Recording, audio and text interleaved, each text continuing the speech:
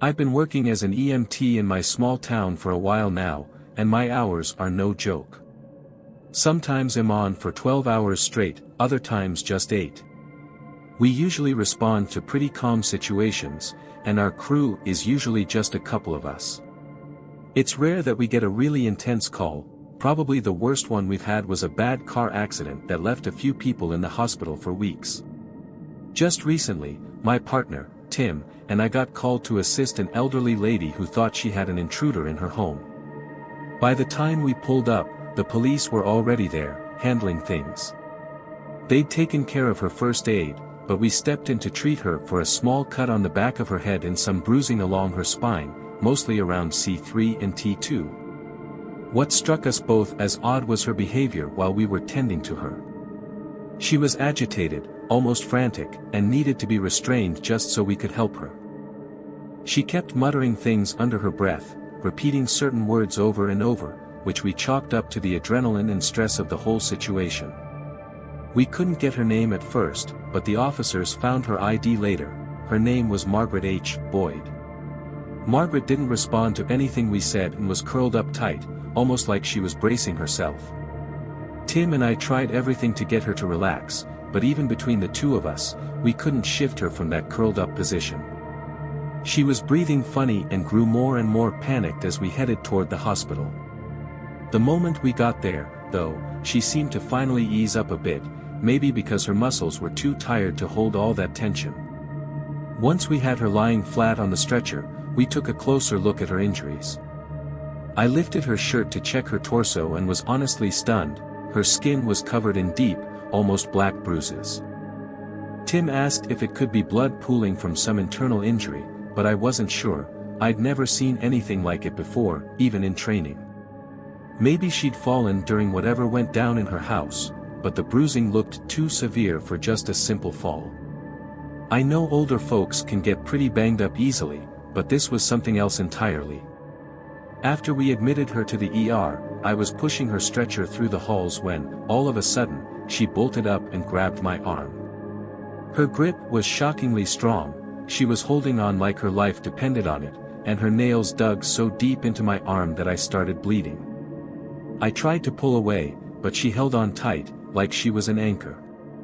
It took several nurses and doctors to help get her off me. Once she finally let go, I was rushed to a different ER room myself. They had to put 5 stitches in my arm and gave me painkillers and anesthetic to manage the damage. I stayed there overnight just to make sure there weren't any complications or signs of infection. The next evening, Tim came to pick me up. While we were driving home, he mentioned something strange that he'd read in the police report. There hadn't been any sign of a break-in. No broken glass, no locks tampered with, no doors busted. Hearing that gave me chills. Those injuries on Margaret didn't look like anything she could have done to herself unless she was seriously disturbed. When Tim dropped me off, I just collapsed onto my couch, feeling completely drained and rattled by the whole ordeal. For the next few days, I was basically stuck at home. It's hard to get around with one hand, and since everything in town's a drive away, I didn't want to risk getting behind the wheel. My days turned into an exercise in patience, struggling to do basic stuff like laundry or cleaning, which was surprisingly tough with just one arm. Tim would swing by whenever he could, given his work schedule, and sometimes he'd bring over dinner since cooking was pretty much out of the question for me. We'd have Chinese takeout and laugh over fortune cookies. But Tim would always complain about how rough it was to get to my place. My house is a bit out of the way, down a dirt driveway that's full of potholes from all the rain. Driving here, especially at night, requires some serious focus. Over the next couple of weeks, I kept going back to the hospital to have my arm checked. The doc told me it would take a while to heal and even longer before I got any feeling back in my hand. That night, I took a shower, and as the warm water hit my skin, I couldn't feel a thing in my injured arm. And then, something weird happened. As I shut off the water, I caught sight of my shadow through the steam, and it seemed to lag behind my movements, just by a split second. I waved my hand slowly, noticing this strange lag between my movements and what I was seeing, as if my hand and body were just a second behind. It was bizarre, and for a minute, I thought I might actually be losing it. After moving my hand around for a bit, I finally chalked it up to exhaustion and the painkillers I'd gotten from the hospital. I headed to bed, doing my best to ignore the weirdness and get some sleep. Around 3:45 a.m., I found myself wide awake, so I got up to grab a glass of water from the kitchen, something I often did, since middle-of-the-night wake-ups were pretty normal for me. As I poured the water, I noticed something move out of the corner of my eye. Living alone in the middle of nowhere, I definitely didn't expect to see anyone else in my house, but I could have sworn I saw someone slip from the hallway into the laundry room. I almost dropped the glass. Moving as quietly as I could, I put the water down and tiptoed back to my room. I opened the desk drawer and took out my Glock 34. With only one good hand, it took some effort, but I managed to load a round. Then, crouched down behind the kitchen counter, I aimed at the hallway, waiting for whoever was there to show themselves. Minutes went by, though it felt like hours, and no one appeared. Eventually, I crept back up and cautiously made my way down the hallway, checking each room as I went. My heart was pounding, expecting someone to jump out at me at any second, but there was nothing. I went through every single room, yet there was no sign of an intruder. No broken glass, no muddy footprints, nothing. And what was even stranger was that the hallway window, the one where I thought I'd seen someone, was on the second floor. How could anyone have gotten in? Paranoia started to set in, and I could feel myself becoming frantic. I turned on every light, going through the house over and over, checking every lock and latch. All the windows were intact, every lock secure, and no doors had been forced open. It just didn't add up. I knew what I'd seen, or at least, I felt certain of it. But the more I thought about it, the more I started to question my own mind. Maybe it really was just the lack of sleep and the painkillers playing tricks on me.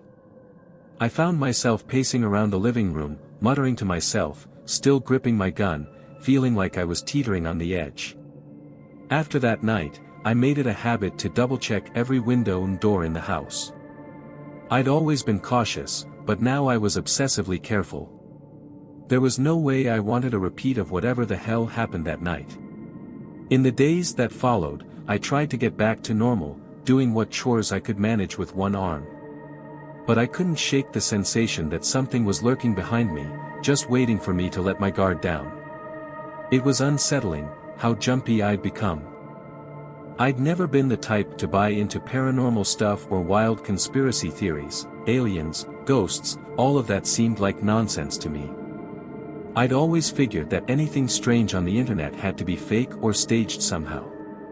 But after a lot of thinking, I couldn't quite convince myself that it was just the meds and sleep deprivation. I mean, it didn't make any sense. One day, as I was heading back inside, I noticed something odd. I didn't have a shadow. I jumped, staring down at the ground. It was like my shadow just up and disappeared. I almost started dancing around, testing it, moving back and forth like some kind of lunatic, marveling at how weird it was. For a second, I thought I must be a vampire or something. But then, all at once, memories of the shower, that late-night scare, everything flooded back. Something was definitely off. I couldn't explain it, but I knew there had to be more going on here than I'd originally thought. That night, I locked my bedroom door and kept my gun on the nightstand within arm's reach, just in case. But that night passed without a hitch. So did the next night. And the one after that. During the day, everything seemed normal too. One morning, I woke up to bright sunlight streaming through the trees and the sound of birds singing nearby. It was the kind of morning that felt like a dream, perfect and peaceful. I threw on some music and made myself a clumsy breakfast of slightly burnt eggs and bacon, struggling a bit since I only had one good hand. Sitting on my porch, I enjoyed my food and read the news, soaking up the sun.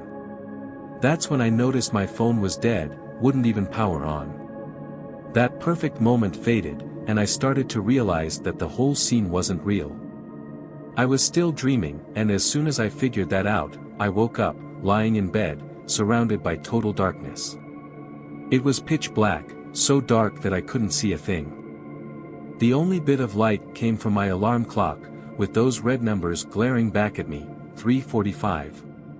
Again, exactly the same time as before. As I tried to get my bearings, I heard rain pounding against the window. A nasty storm had blown in out of nowhere, and the thunder rumbled through the night. There hadn't been any mention of a storm in the forecast, but then again, our town doesn't have the best weather updates.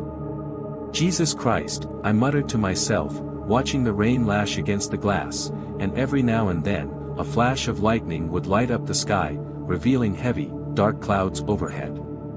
The dim light from the moon and the blinding flashes of lightning made the house feel even more eerie. That's when I noticed it, a creeping sense of dread that seemed to wrap around me, making it hard to breathe. It was like I was drowning in it. I couldn't see anything unusual, but the feeling kept building. I spun around, scanning my room, my heart pounding, ready for something, anything, to reveal itself. Instinctively, my hand reached for the gun, but I froze. There was nothing, no sound, no movement that I could see. Then, in the moonlight, I noticed something off again, my shadow was missing. Jesus Christ, I suddenly heard, a distorted voice, twisted and layered with unsettling tones. I looked to the foot of my bed, and there it was, a grotesque, pitch-black figure that barely looked human. Its body was half emerged from under the bed, the rest hidden by the shadows. I screamed, a sound more raw and terrified than I'd ever let out in my life. The creature echoed, Jesus Christ, this time, its voice even deeper, darker, gravelly like stones grinding together, and somehow louder. I stumbled backward, collapsing to the floor, trying to crawl away as the creature slithered back under the bed. Realizing I'd left my gun on the nightstand, panic surged through me. God damn it, I cursed myself, reaching desperately for the light switch. I flipped it on, but as I did, a sharp pain shot through my ankle. I looked down and saw blood pouring from a cut that looked clean, almost surgically sharp. My ankle had been slit open. I collapsed again, and as I looked back, two sickly yellow-brown eyes were staring at me from under the bed. God damn it, the creature mimicked, its voice jagged and hollow, like it was scraping the words out. My fear turned to something close to terror as I scrambled for the door. The creature's voice, its mockery of my words, burned in my ears, and I could barely see through the tears blurring my vision. After a few frantic attempts, the door finally gave way, and I crawled out, dragging myself away from that room. I slammed the door shut, and just before it closed, I caught one last glimpse of it, those eyes, tracking my every move, a predator watching its prey. I crawled down the hallway, blood smearing across the wooden floor, staining the once polished oak a dark, sickly red. I finally managed to get to my feet, hopping down to the kitchen where I kept a first aid kit. I threw the kit open, some supplies spilling onto the blood-streaked floor, soaking the gauze and turning it crimson. My hands were shaking, but I managed to get a tourniquet on my leg. Wincing, I tightened the strap, twisting the windlass until it was excruciatingly tight. It hurt so much that I bit down on my lip, tears filling my eyes again, but I kept turning until the bleeding slowed. Once I'd managed to patch myself up, I disinfected the wound as best as I could, wrapped it tightly with gauze, and secured it with a bandage. It was nowhere near perfect, but it would have to do. The pain was searing, like a white-hot blade had been driven into my ankle, but I gritted my teeth and forced myself to stay alert. In the silence, I could hear it, the thing still in my room, moving around, waking up. It was definitely still in there, and I doubted it was coming out to make friends. The wooden boards creaked and groaned under its weight, suggesting whatever it wasn't small. My car keys were still in my bedroom, which meant there was no getting out of there unless I wanted to limp 5 miles through the rain and risk the wound getting infected. I grabbed a flashlight and hobbled down the stairs, determined to find a place to hide. I avoided turning on the lights, not wanting to give away my location. Settling on the guest bedroom downstairs, I slipped inside, locked the door, and flicked on my flashlight, casting a narrow beam in the darkness. I sat there, gripping the flashlight tightly, ears straining for any noise from above. The thing in my room started to move again, its footsteps heavy and deliberate. Every now and then, it would speak, but it kept repeating the same phrase, my words from before, "God damn it. God damn it." Its voice was warped, a sinister mix of a whisper and a shout, reverberating through the house, bouncing off walls, seeping under doors, sending chills down my spine. Sitting there, alone in the dark, every nerve on edge, I felt my mind stretching thin, close to breaking. And the thing outside my door just kept echoing my words, like a twisted song stuck on repeat. The heavy footsteps outside my door shifted into something worse, squishy, sickening sounds, like someone stomping on the insides of a watermelon and a pumpkin, the pulp and seeds mashed together by bare hands. I was frozen, my whole body shaking with fear, completely paralyzed. I couldn't move if I'd tried. I'd never been so terrified, and somehow, I could feel that it knew. I had no idea what to do, no plan. I sat there in the darkness, helpless, as this thing stomped and roared its way around my house. Hours passed, and I was still huddled in the corner, silent tears running down my face. I felt hunted, completely helpless. I finally heard quiet in the house, and I decided it was now or never. I'd been through hell before, this thing wasn't going to be the end of my story. I wasn't going to die to some monster out of a nightmare. With every ounce of courage I had, I got up and hobbled to the door. I cracked it open just enough to see out. And then I saw it. It was staring right at me. The creature had changed. It was a contorted ball of flesh and bones, no longer human. Its blackness had faded, leaving it a sickly, pale white. Its face was nothing but eyes, torn from different sockets, mismatched, all staring. There were bones where bones shouldn't have been, couldn't have been. Its ribcage had flipped backward, poking out through its skin, and one of its arms was nothing more than a fleshy tube with a broken bone stabbing through. I recoiled, stumbling backward into the room, and before I could even catch my breath, the creature burst through the door, shrieking in a high-pitched, furious scream, like a child throwing a tantrum. "What do you want from me?" I screamed, my throat raw, feeling like I was ripping my own voice apart. But the creature echoed me back, "What do you want from me?"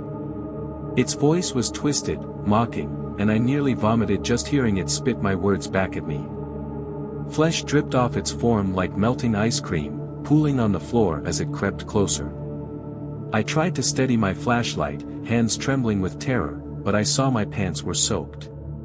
I'd pissed myself. "Jesus Christ," the creature gurgled, its twisted voice taunting. I clenched my fists, refusing to let it get to me. Ignoring the searing pain in my bloody ankle, I charged at it. I was going to kill this thing, one way or another. But as I lunged, its mouth opened wide, a monstrous grin stretched from ear to ear, filled with teeth that looked like they belonged to some prehistoric predator. In an instant, I was caught in its jaws. My shoulder was trapped between those teeth, and I could feel them slicing through me, tearing flesh, fat, muscle. Blood spurted everywhere as I screamed, thrashing with every bit of strength I had left. But it was useless, the creature bit down harder, tearing into me, ripping me apart piece by piece. Then, for some reason, it stopped. It released me from its grip, and I fell to the floor, stunned. The flashlight had rolled to the corner, casting a dim light that let me see its silhouette. It lunged forward one last time, hitting me on the head, and everything went dark.